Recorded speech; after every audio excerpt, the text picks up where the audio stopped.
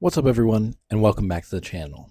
For today's video, we'll be going over one player to watch for every NBA Summer League team as the Las Vegas Summer League is upon us, and I'm excited to watch these guys in action as they look to get their career started.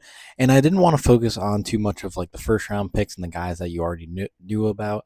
I wanted to focus a lot on some of the guys that were undrafted, signed 10-day or two-way contracts, and maybe some second round picks as well, but just some guys that either on your team or on another team that you should watch out for, either to maybe make the end of a roster, to be high end G League players. And I just think that some of these guys will be exciting to watch for your teams in this summer league. So without further ado, let's hop right into it. So first up for the Atlanta Hawks, I am excited to watch Isaac McNeely out of Louisville, who signed an Exhibit 10 contract with the Hawks. And I just think he's, an unbelievable shooter and definitely has the chance to find a role with just his spacing and shooting ability alone. He was a 4-year college player, spending his first 3 seasons at Virginia and then this past season at Louisville. And he was a career 41% three-point shooter in college at 6 attempts per game, which is just unreal stuff from him. This last season he averaged 11 points, 3 rebounds, and assists and a half per game, while shooting 42% from the field, 40% from 3, and 86% from the line. And the Hawks have already started their play in the Salt Lake City games, so he has gotten some run already. In this last game against the Grizzlies was his best performance, where he had 27 minutes, 12 points, 4 of 8 shooting from 3, 5 assists, 0 turnovers, and was plus 20 in that game, which was the highest overall. So I think he will definitely be able to just find a role, maybe either at the end of the bench or at kind of the highest level with the G League team for the Hawks or another team, the shooting ability alone. So I'm definitely excited to see what he can do in Vegas with just his ability to space the floor and knock down open shots. Next up, the Boston Celtics. I'm excited to watch Milos Uzan out of Houston for them, who signed an Exhibit 10 contract for Boston. This past season at Houston, he averaged 11 points, 3 rebounds, and 4 assists per game, while also getting a steal as well. He dipped a little bit in his shooting efficiency, shooting 38% from the field and 34% from 3, but I still trust that jump shot, and he's a really good defensive playmaker who's going to, impact the game on that end with his just ability to disrupt plays, with his intensity, his strength, and just his consistency on that end of the floor. And then on offense, he's a really steady, high IQ guard. He can control the game through his pace. And I think his perimeter shot will be there at the next level, and he's a really good kind of connective playmaker, makes smart decisions and smart reads. And I think he just provides value with that composure. He's, a 4-year player at Houston, or in college rather. And, he's a smart decision maker. He's been in big moments before, and I think he could just be like a reliable guard for either Boston or another team. So I'm excited to see what he can do and maybe show a little bit more of that creation and shooting ability at Vegas in Summer League. Next up, the Brooklyn Nets. I'm excited to watch Ben Hummerhouse out of Illinois, another knockdown perimeter shooter. Hummerhouse transferred from Evansville to Illinois for these past 2 seasons, and this past season he averaged 6 points per game, 4 rebounds, and assists as well. He's definitely more of a role player, but a guy that knows his role. He knows where to be and is a smart, connective playmaker. I think he only had like 8 turnovers all season or something like that. So he obviously knows his role very well. He's not going to try to force anything, but he's going to be a guy who you can rely on to make smart decisions, knock down open jump shots. And I definitely think that's something that the Nets could use as they lacked a little bit of perimeter shooting. And with the Nets already having gotten some games at the California Classic, we've seen Hummerhouse in action in this past game against the Bucks. He had 29 minutes where he dropped 15 points on 5 for 13 shooting, 5 for 12 from 3. He had 8 rebounds, an assist, and 2 steals, while also being a plus 21 on the court. So I think this could be a really positive player, and I'm excited to watch him in Vegas as well. Next up for the Charlotte Hornets, another Illinois teammate in Kylin Boswell, a four-year college player between Illinois and Arizona. This past season with the Fighting Illini, he averaged 12 points, 4 rebounds, and 3 assists per game while shooting 44% from the field and only 31% from three. And now that's definitely something that he is going to have to work on at the next level. But he is a great point of attack defender. He's really competitive on that end of the floor. He's got some great size and strength to disrupt plays on that end of the floor. I was really high on Boswell coming out of the draft. I actually had him number 49 on my big board. So the fact that the Hornets picked him up on a two-way contract, I think that was a great value for them. I think Boswell can just be, a tough team-oriented combo guard. He can really impact the game through defensive intensity, connective playmaking, and just that competitive energy. He definitely will have to improve that perimeter shooting consistency, but I definitely think he fits what the Hornets are trying to build in their organization right now. Next up for the Chicago Bulls, I'm excited to see Donovan Atwell out of Texas Tech. Now, obviously, would want to see Caleb Wilson and Dalen Swain as well for them, but I think Atwell can be a really good complementary piece for this team.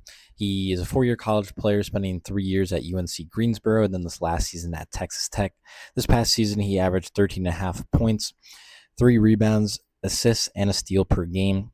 And he's a high volume 3-point shooter. He took 9 field goal attempts per game, and over 8 of them were 3-pointers. So you know what he's going to do when he's on the floor. He shot almost 46% from 3 this past season, which was unbelievable. And he's a career almost 42% shooter on 6.5 attempts per game in college. So he's a knockdown shooter. He's going to be a great floor spacer, around this summer league roster for the Bulls with guys like Dalen Swain and Caleb Wilson who love to get to the basket. So I think this was a great pickup for the Bulls. And who knows, maybe he could make, the roster or the Windy City Bulls. And I think he could be a really important player for them moving forward. Next up, the Cleveland Cavaliers. I'm excited to see Xavian leave for them in this summer league. He was a 4-year college player, spending 3 years at Princeton and this last season at Florida. And this season he struggled a little bit with his efficiency. He wasn't, as creative or didn't get, obviously as much shots here with Florida as he did with Princeton. And I think that took some getting used to for him in this past season. This season he averaged 12 points per game, 4 rebounds and 4 assists, as well as a steal per game while shooting 42% from the field, only 29% from 3 and 77% from the line. So definitely some room for improvement there. But I think Lee can still be a really just creative offensive playmaker and spark plug, whether that, might be in the G League, as I don't know if his defense and his size can really hold up at the NBA level. But I do think, he can still be a really good scorer, either in the G League or, overseas somewhere. And he's a fun player to watch for sure. He brings, great energy on the floor. He's kind of got some, flashy plays in him, whether that be for the with his passing or with, his pick and roll action. So definitely exciting player to watch. And I'm excited to see kind of how he fits in with the Cavaliers this summer league for them in Vegas. Next up for the Dallas Mavericks, I'm excited to watch their second round pick, Toby Lewal out of Virginia Tech. This past season for the Hokies, he averaged 12 points, 8.5 rebounds, and over a block per game, shooting 54% from the field, only 25% from 3, and then 76% from the line. Now, Lewal is, a really athletic, high upside forward. He can impact the game through his mobility, transition scoring, and his defensive versatility. And I think he's going to provide really strong value with that athleticism, rebounding ability. And I think he can, affect the game in multiple areas. I think obviously, you want to see him improve that perimeter shooting consistency and just that overall offensive polish and half court scoring versatility. But I think right away he's going to be able to impact, the game with his versatility on both ends of the floor through his defense, transition play, and energy driven scoring. So I'm definitely excited to see him in Summer League. For the Denver Nuggets, I will be looking out for Aaron Kruma out of Tennessee State. This past season, he averaged almost 18 points per game, 5.5 rebounds, 3 assists, and almost 3 steals per game, shooting 44% from the field and 35% from 3, as well as 79% from the line. I think Kruma is a really athletic wing with some scoring versatility and some developing shot creation ability. I think he can contribute through his slashing ability, transition play, perimeter shooting, and just kind of be a complementary offensive piece. He's a really lengthy, versatile defender as well. He's got some strong physical tools and will definitely need to put on some size. But I think he's really active on that end of the floor, and I think he can, impact through his effort and his switchability on defense. Overall, I think he's can just be like an athletic, versatile wing who can give you some scoring versatility. He's got the tools to be a solid defender and just be a good complementary offensive player who can be, a secondary creator and scorer for you. I think overall, just improving his scoring efficiency. Obviously, he's not gonna, get as many shots as he did as Tennessee State. So just, that shot creation consistency and being able to know when to take the shots. But I think, Kruma could be a solid player in this league for the Nuggets or another team. I had him in the 70s on my big board. So I think he, deserves a two-way contract in this league. So I'm excited to see what he can do for the Nuggets in Summer League. Next up, the Detroit Pistons, and I'm going to be really excited to watch Yugana on Yensu, someone who I was really high in the draft process. I had him at number 31 on my big board, so getting him in the late second round for the Pistons, I think, was incredible value for them. And this past season at Virginia, he averaged 6.5 points, 5 rebounds, and almost 3 blocks per game. Really impressive stuff, and I think he could be a really good rim protector in this league, especially as the Pistons lost a little bit of front court depth by trading away Isaiah Stewart this offseason. So I think he could fill that kind of secondary shot blocker role really well. He's a super athletic, defensive-minded center. He can impact, through his rim protection, his rebounding, and interior finishing. He's also showed a little bit of, three-point shooting ability and floor spacing ability. So hopefully, that will continue to develop and hopefully will one day be, a consistent thing that, he can rely on as well. But, right now, he just provides, that value as an energetic paint presence. He can, really change possessions with that shot blocking ability and activity around the basket. I think he'll just have to continue to develop that offensive skill set, his overall strength and versatility outside of the paint, to maximize that long-term impact. But I think he can, step in, right away as just like a rotational rim protecting center with upside, as an impactful defensive anchor, an efficient interior finisher. So I'm excited to see what he can do for the Pistons at Summer League. And, with the Jalen Duren situation still not being resolved, and with them maybe having some question marks in the front court with Isaiah Stewart, and as also, Tobias Harris not being there, I think Yensu could play sooner rather than later for the Pistons. So I'm excited to see what he can do. Next up, for the Golden State Warriors, I'm excited to watch Nick Boyd play, who's already gotten some run at the California Classic, who's actually looked pretty good the past 2 games for Golden State. With the game against the Spurs, he had 11 points and 10 assists, so a double-double for him. And then against the Nets, he had 13 points, 5 assists, and 2 steals. So putting together some solid performances for the Warriors so far. Boyd is a very experienced guard. He is on the older side at 25 years old, and he's a little bit undersized as kind of a scoring guard, but he plays with a ton of heart and intensity. He's definitely, a dynamic offensive-minded guard. He can really impact through his shot-making pace and playmaking, thrives with the balls in his hands, and I think he could provide some strong value through that scoring versatility, perimeter shooting, and just the ability to pressure the defense as a creator and kind of downhill scorer. I think if he's able to somehow, improve his physical strength, be more consistent on defense and overall, efficiency against higher level athletes in the NBA, that will definitely be key for his long-term impact. But, if he never, develops into an NBA, guard, I think he could still be really effective as probably a high-end G League scorer for Golden State or whoever else. Next up, the Houston Rockets, another player I'm very high on, Quadrir Copelan, who I had at number 41 on my big board. He signed a 2-way contract with the Rockets, and I think this was an awesome pickup for Houston. This past season at NC State, Copelan averaged 14 points, 4 rebounds, 6.5 assists, and almost 2 steals per game, while shooting 49% from the field and almost 40% from three on less than 2 attempts per night. So not the most volume, but still was definitely an improvement in his game this past season. Quadrir is a really versatile, high-energy guard. He can impact the game through his toughness, his defensive activity, and connective offensive play. He provides that winning value with his physicality, versatility, and he can, contribute across multiple phases of the game. I think overall for his development, just kind of continuing to develop that scoring consistency and perimeter shooting volume will definitely be key to his, long-term offensive impact on that end of the floor. But I think he could definitely step right in as, a versatile rotational guard who can, contribute with his defense, his energy, and this complementary offensive play. I think for whoever team he ends up finding a home on, I think he's going to be a fan favorite. He brings a ton of energy every time he's on the court. And I think he could be really useful for the Rockets, as they definitely needed some more ball handlers and creators. We saw that in the postseason. So I think that, he could fit right in either as kind of a spark plug off the bench or just a guy who can bring some energy when he's on the floor. So I'm definitely excited to see what he can do at Summer League, as he's a super entertaining player to watch.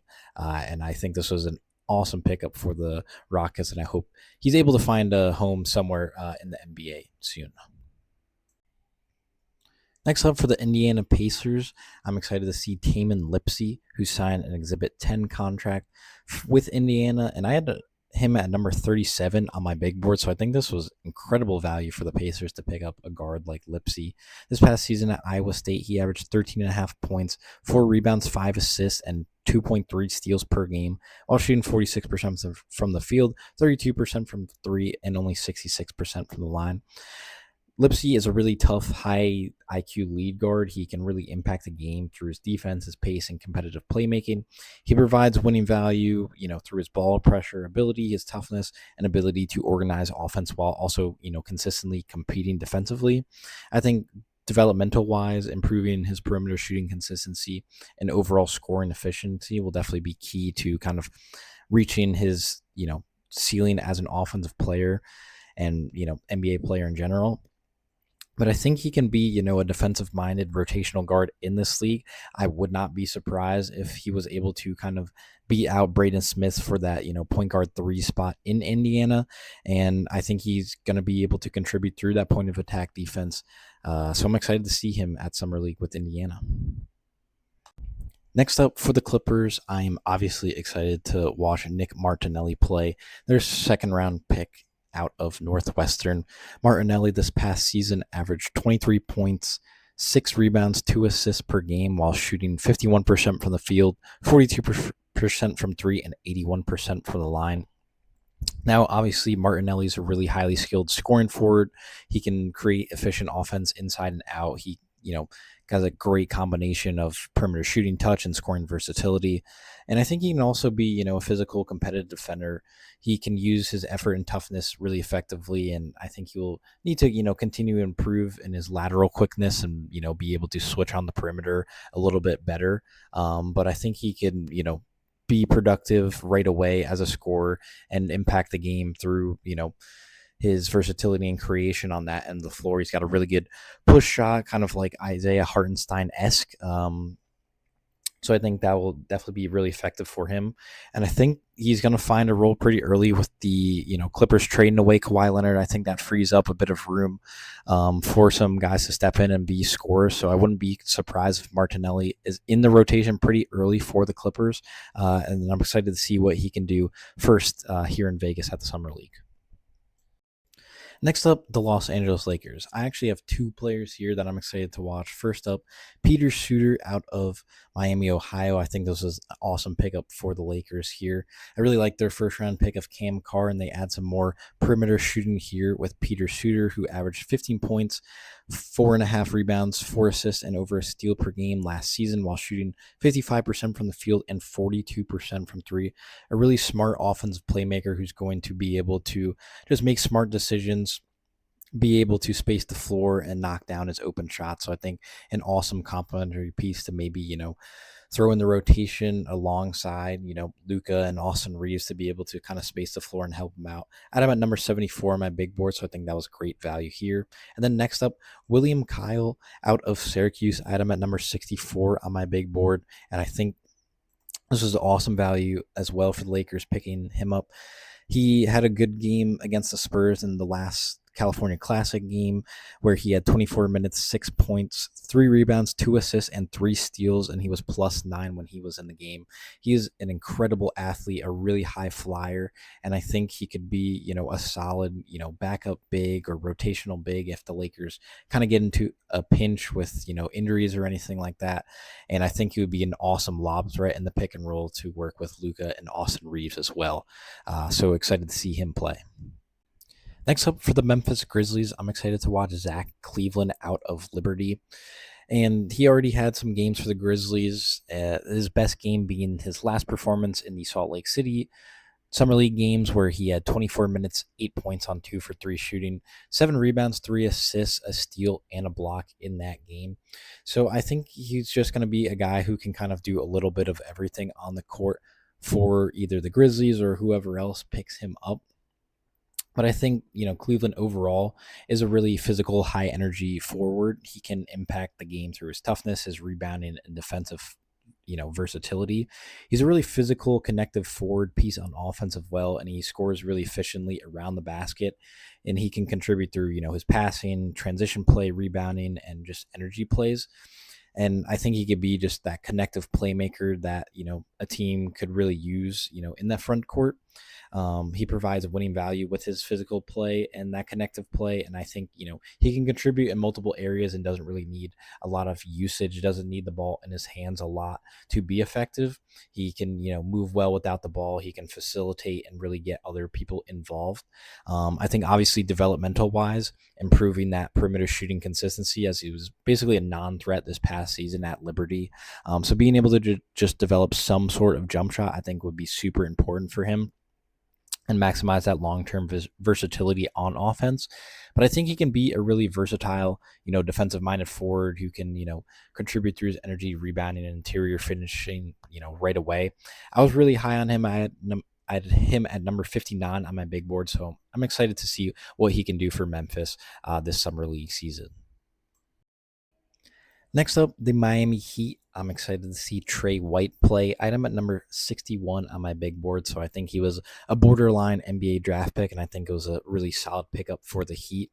In the 2 Summer League games he's played so far in the California Classic, Trey White scored in double figures in both of those, with his game against the Warriors being his best game. In 23 minutes, he had 16 points on 6 for 13 shooting, 4 rebounds, and was plus 15 in the minutes he was in the game. So I think he can just be, a really solid complementary wing who can contribute through his perimeter shooting, transition play, and really smart off-ball scoring, within the flow of the offense. He's a really team-oriented wing.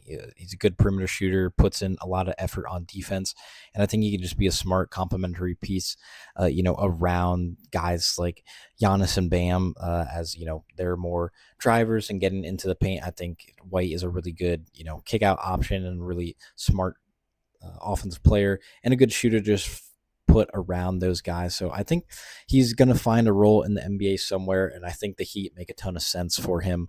They have a good track record with developing players, so I would not be surprised if he finds a role soon. Next up, the Milwaukee Bucks, another player I'm really excited to watch, Raphael Castro out of George Washington. I had him at number 55 on my big board, so the Bucks signing him to a 2-way contract I think was great value for them. He's also had some run in the California Classic for the Bucks, with his first game against the Warriors being his best in 20 minutes. He had 4 points on 2 for 2 shooting, 6 rebounds, 1 assist, 4 steals, and a block in that game. So obviously doing a little bit of everything on both ends of the floor. And, that's what Castro is going to do when he's in the game. He's a really physical, high-energy center. He can impact through rebounding, interior finisher, and just being a good paint presence. I think, improving his overall mobility and defensive versatility and offensive skill outside the paint will be key to maximizing his long-term impact. But I think he can be, a rotational interior big who can just contribute through rebounding, physical defense, and efficient rim finishing. I think he can slide in right away and just provide instant energy for Milwaukee. So I think this was a great pickup for the Bucks, and I'm definitely excited to see what he can do in the summer league this season. Next up for the Minnesota Timberwolves, Devin McLaughlin out of Vanderbilt. He was a 4-year college player, spending the last 2 seasons at Vanderbilt and the previous 2 at Boston College.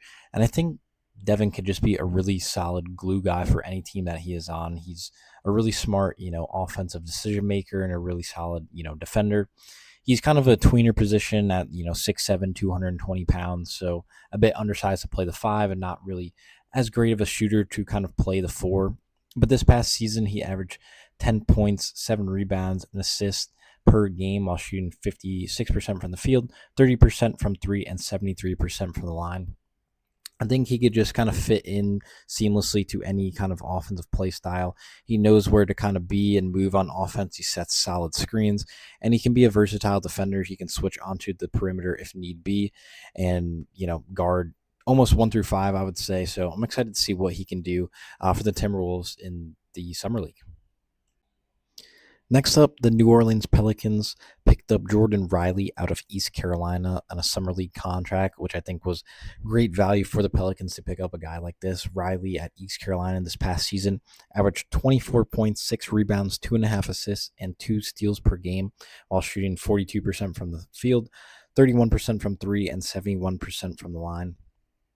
So, obviously he wasn't the most efficient, scorer this past season, but he had a lot on his shoulders and really had to carry the offensive load for East Carolina this past season. So I think, finding a role in the NBA and, taking those smarter shots in the league will definitely be something that Riley needs to work on. But I think, already he's a extremely, athletic offensive minded guard. He can impact through his shot creation, downhill scoring, and aggressive offensive confidence. And I think he can provide some intriguing upside due to, his physical tools, his scoring mentality, and he can generate offense from, multiple areas on the floor. Like I said, I think developing his in shot selection, his overall scoring efficiency, and his defensive consistency will definitely be key for his long-term, two-way impact. But I think he can, be a scoring guard with upside in this league as a shot creator and offensive spark, potentially being a guy who you can go to off the bench and get instant offense from. So I think whether it's, a high-end G League scorer or a guy who can come off the bench and give you some instant offense, I think he's going to provide some sort of value in this league. So I'm excited to see what he can do for the Pelicans in the Summer League. Next up, the NBA champion New York Knicks. I'm really excited to see Isaiah Sellers out of St. John's play for them in the Summer League. Sellers is a 4-year college player who spent this past season at St. John's and previously was at Stanford and USC. This past season for the Johnnies, he averaged 10 points, 3 rebounds, and assists and a half per game while shooting 43% from the field, 35% from 3, and 86% from the line. He's a really great three-point shooter, and he can move really well without the ball. He's a career 38% three-point shooter in college, and he's just kind of a smart offensive playmaker. He knows where to be. He knows kind of how to move when, people drive and kick out to him. He can also create a little bit off the bounce and, create shots for himself. And I think he's going to fit really well in the Knicks system if he were to make the actual roster. And I think he's definitely going to prove himself in the Summer League and make a name for himself for the Knicks.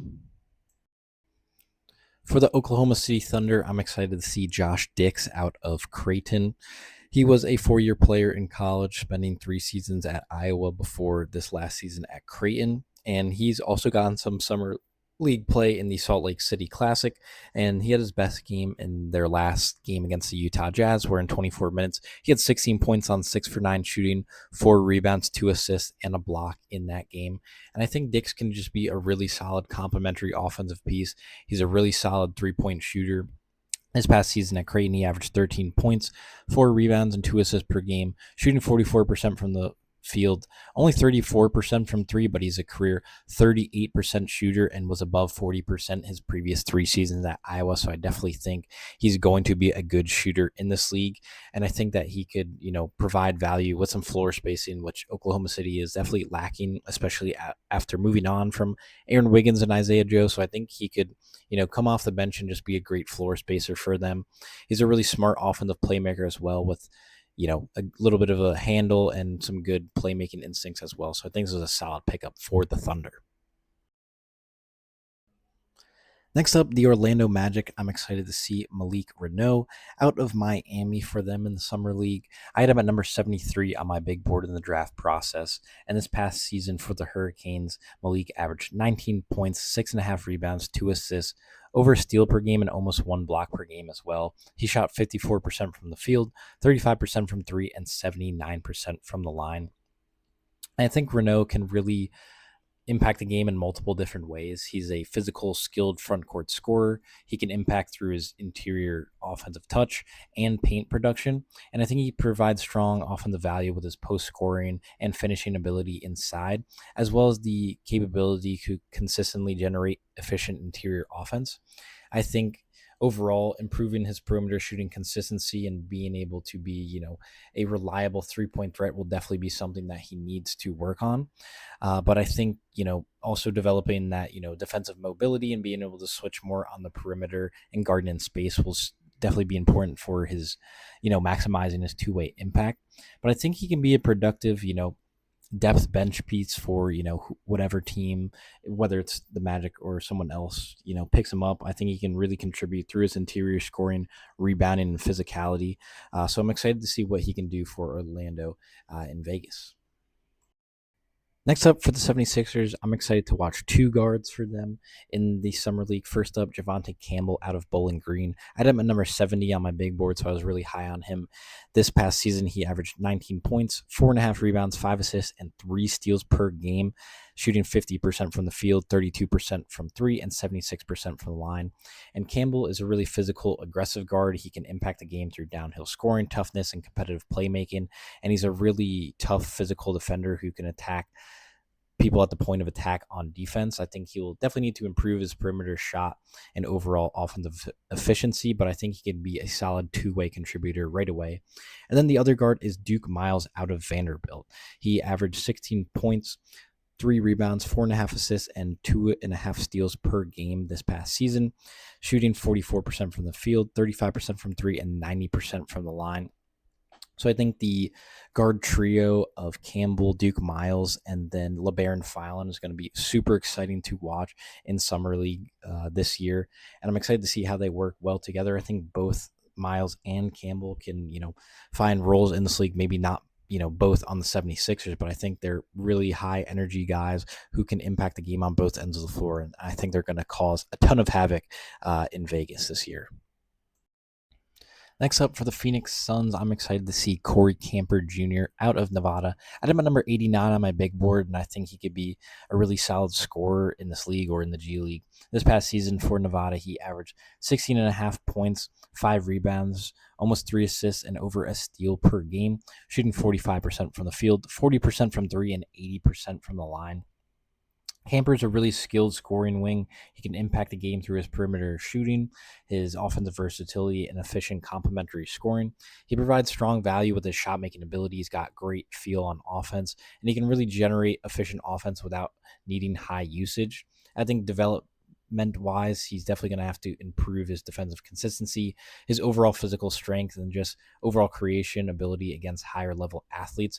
But I think he could be a depth scoring wing in this league who can provide some perimeter shooting and complementary offensive production. So I think he's going to have a good summer league for the Suns. Next up, the Sacramento Kings. I'm excited to watch their second-round pick, Emmanuel Sharp, out of Houston play. This past season for the Cougars, Sharp averaged 15.5 points, 3 rebounds, almost 2 assists, and over a steal per game, while shooting 41% from the field, 37% from three, and 89% from the line. Now, Sharp is a really high-volume perimeter scorer. He's got strong shooting touch. He really thrives off movement, spot-ups, and that quick trigger shot making from range. And I think he's, a really dynamic perimeter scorer. He can impact the game through his shooting movement, his confidence on offense, and just be a weapon as a floor spacer. And I think he provides some value with high volume shot making ability and competitive two-way effort on the perimeter. I think, for his development, improving his overall shot selection, improving his playmaking off the dribble, and his, consistency on that end of the floor, as well as his strength, will be key to kind of maximizing his offensive efficiency and versatility. I think he could be a really solid kind of tough-nosed defender as well. He's a little bit undersized to be a two guard, but, that didn't really seem to bother him at the college level. Obviously, the NBA level is a little bit different, but he's a really experienced player. He's played in big moments. He knows, where to be and kind of how he can contribute to winning basketball. So I think he's immediately going to be a rotational kind of two-way guard who can provide some perimeter shooting, floor spacing, and defensive competitiveness for the Kings. Next up for the Portland Trail Blazers, I'm excited to see Barry Dunning Jr. out of Pittsburgh for them in the Summer League. Dunning was a 4-year player who was at 4 different schools in 4 years, so a modern college basketball player route. This past season for Pitt, he averaged 12.5 points, 6 rebounds, about an assist, steal, and block per game as well. He shot 47% from the field, 35% from 3, and 72% from the line. He averaged over 5 attempts from 3 this past season and has definitely been developing that 3-point jump shot, and that's something that, I want to see continue to develop for him. Dunning's a really great athlete too. He's got some versatility on both ends of the floor. At about 6'6", 200 pounds, he can play a multitude of different roles. He can kind of be on the wing. He can be kind of like a small ball power forward. He can, defend 1 through 4 pretty well. And I think he's just, high energy kind of glue guy role player who they can put in there. I think they definitely need some wing depth after the trades they've made this offseason. So I wouldn't be surprised if Dunning was able to make this roster after Summer League. Next up for the Spurs, I'm excited to watch Malik Brown out of Duke, their 4th of their 4 draft picks in the NBA draft this year. I had Brown at number 38 on my big board, so I was really high on him, and I think this is great value here for the Spurs. I think Brown is a really versatile defensive first forward. He can impact the game through his energy, his rebounding, and disruptive activity. He really thrives in those effort-driven roles. He provides winning value with, his defensive versatility, hustle plays, and efficient complementary offense around the basket. He doesn't need the ball to be effective, and he's going to make the right, play, whether as, a smart, connective kind of playmaker and passer, or just being someone who can roll and kind of cut to the basket at the right time when you need him to. I think developmental wise, he's definitely going to have to improve as a perimeter shooter, and his overall offensive versatility, as he isn't much of an offensive threat right now. So I definitely think that will be key for his long-term impact. But I do think he's going to be a high-energy rotational forward at the next level who can contribute through his defense, his rebounding, and connective play. And I think this will end up being a really good pick for the Spurs, and I'm excited to see what he can do in Summer League this year. Next up for the Toronto Raptors, I'm excited to see Nate Biddle out of Oregon play. Item at number 54 on my big board, so really high on him, and I think good value for the Raptors getting him on an Exhibit 10 contract. This past season, Biddle averaged 17 points, 7 rebounds, 2.5 assists, and almost 2 blocks per game, shooting 47% from the field, 32% from 3, and 73% from the line. And I think Biddle is a really skilled, versatile center. He can impact through his interior scoring, rim protection, and offensive touch. He combines scoring efficiency, rebounding, and defensive presence while showing flashes of modern offensive versatility.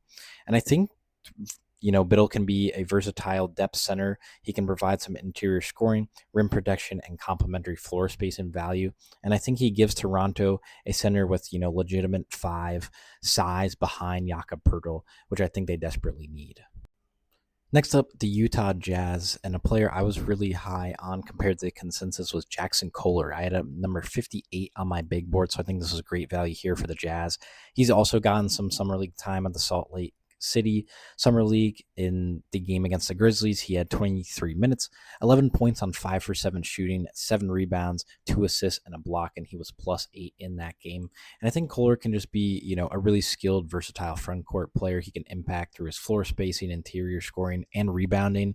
He's got a good combination of touch, offensive feel, and versatility. And I think he could just be, a smart, versatile stretch forward / big who can provide that shooting, rebounding, and complementary production to work around their playmakers like Darren Peterson and Lauri Markkanen and Keontae George. So I think this is a great fit for the Jazz here. And last but not least, for the Washington Wizards, I'm excited to see Seth Trimble out of UNC. I had him at number 94 on my big board, but I think Trimble can make an impact in this league or in the G League, wherever he kind of ends up.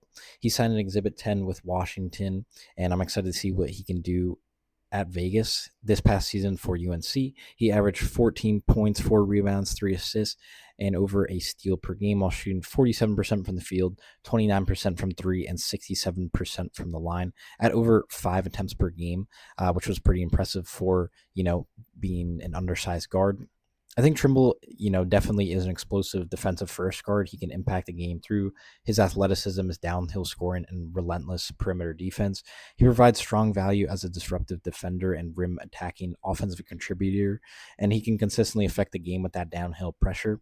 I think overall, for his development, definitely improving that perimeter shooting consistency and overall half-court efficiency will definitely be key to maximizing his long-term impact. He needs to develop a more consistent jump shot, especially being an undersized guard. But I think Trimble can be, a high-level kind of depth guard who can contribute through his point of attack defense, transition play, and his athletic rim pressure. And I think he's going to, have a really good summer league for Washington playing alongside AJ DeBonsa. So with that being said, that is going to be it for me today, everyone. Thank you all so much for watching and listening to this video. Let me know in the comments if you agree with my picks for your favorite team and who you're excited to see in Summer League this year. I'm definitely excited to see how it all unfolds this season, see what team or players kind of rise to the occasion and look really good. As every year we kind of have some overreactions of players who look outstanding and kind of outperform their draft position, and guys who look like busts at Summer League, but end up being fine when the regular season and the rest of their careers really unfold. So excited to see how it all shapes out. But if you did like this video, please be sure to like, comment, and subscribe, and I'll catch you all in the next one. Peace.